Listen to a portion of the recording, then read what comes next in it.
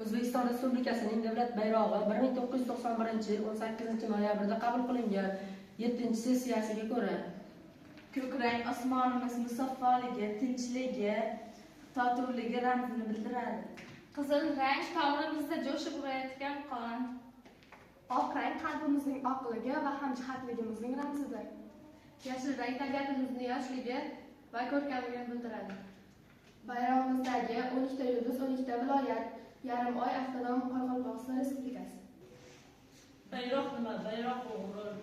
O'zgacha his berar insonga, ko'radi tomirlarda qon, moviy rangga o'xshar osmonga. Olqishlab munavvardir. U mayin hilpirab turib bir qarang. Bu ko'z termib turgan jublay jahonni yurtim bayrog'ida porlatib turibdi.